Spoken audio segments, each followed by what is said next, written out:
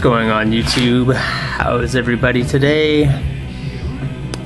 Wonderful to hear, as always. So today we're going to talk about one of my favorite all-time bands. Maybe not my favorite band at the moment, but being a teenager, a young adult, I was a huge fan of the Deftones. I know. This is their third album. It's released on Maverick Records. They've always been on Maverick since day one. Deftones is this band. They're friends since high school. They're from Sacramento, California. They're awesome. I really like them. They released their first album back in 1995. It's their third album. It's probably their masterpiece album.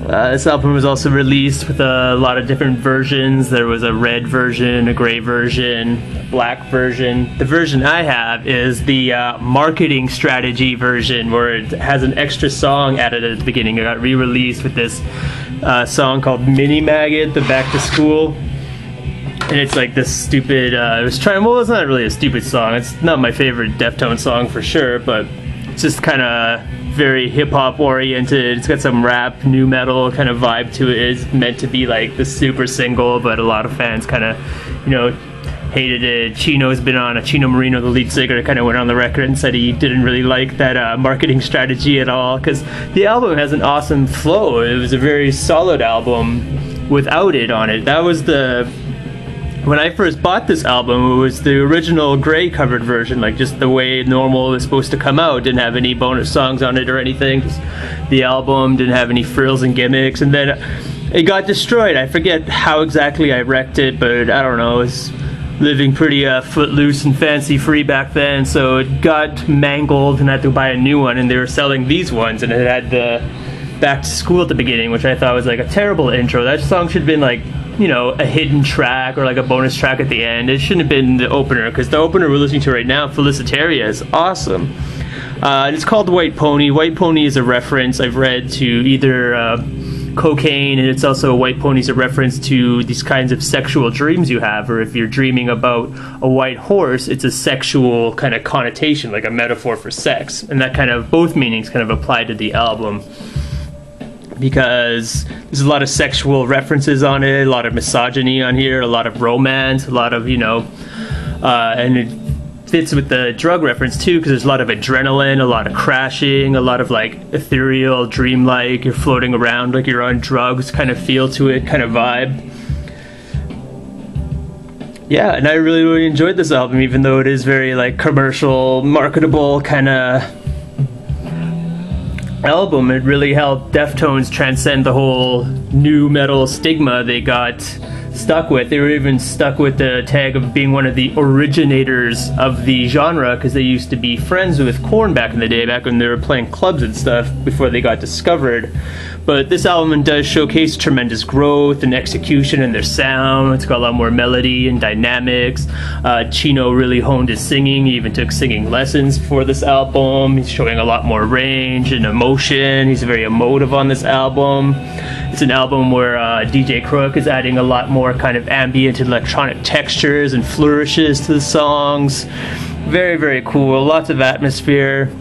Lots of variety on this album too.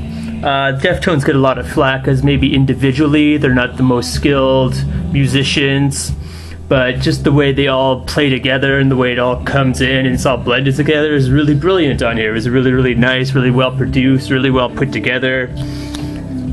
This album also has their biggest song on it called Change in the House That Flies. It's probably their biggest selling single, the biggest radio hit. It's also got a very popular song called Passenger, which has Maynard James Keenan.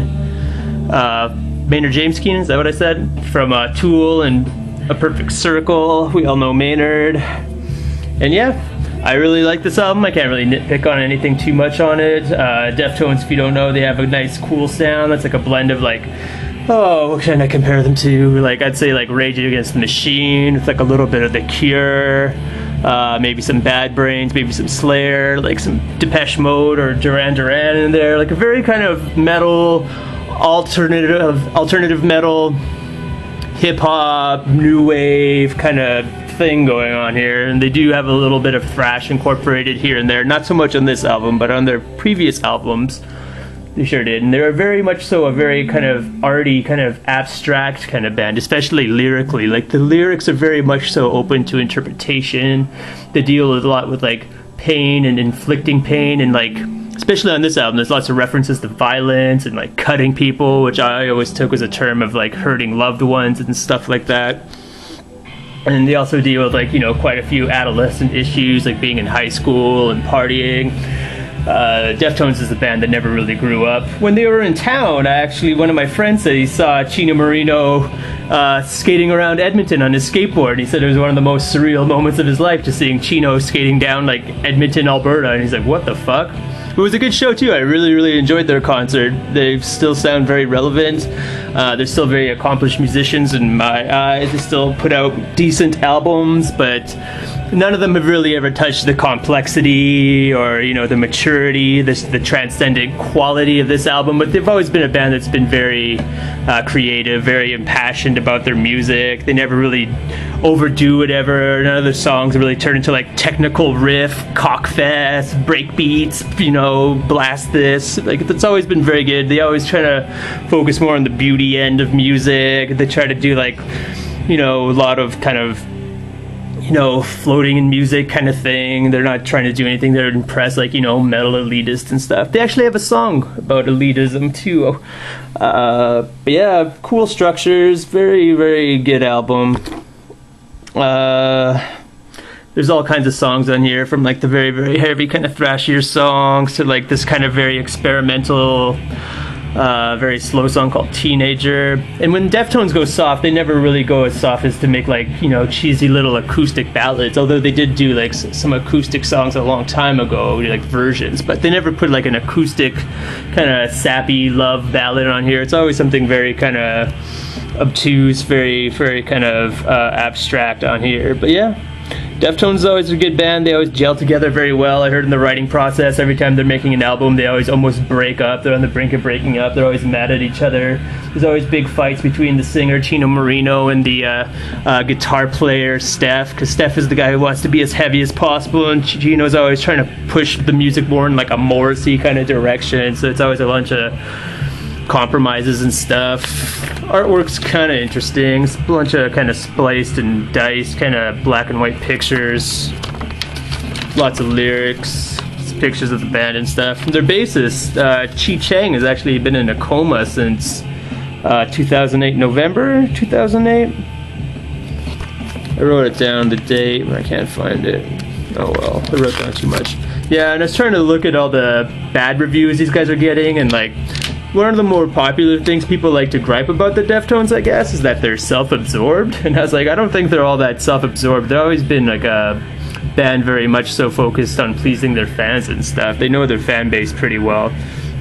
And they also say Chino's singing voice really is abrasive and they don't really like it. But I really enjoy Chino's range and his delivery and his singing. I really like his lyrics. Really cool band, really cool album. It's got a whole bunch of catchy alternative metal kind of songs on it. Straight up creative. I really, really liked it. I listened to it over and over. I've heard this album a million times. I know it front to back. All kinds of dark themes and all this weird kind of bullshit that's the Deftones 2000 album, released on Maverick, called The White Pony. I'd really, really recommend it if you're open-minded and you haven't heard it yet. Oh, it also won a Grammy in 2001 for Best Metal Performance.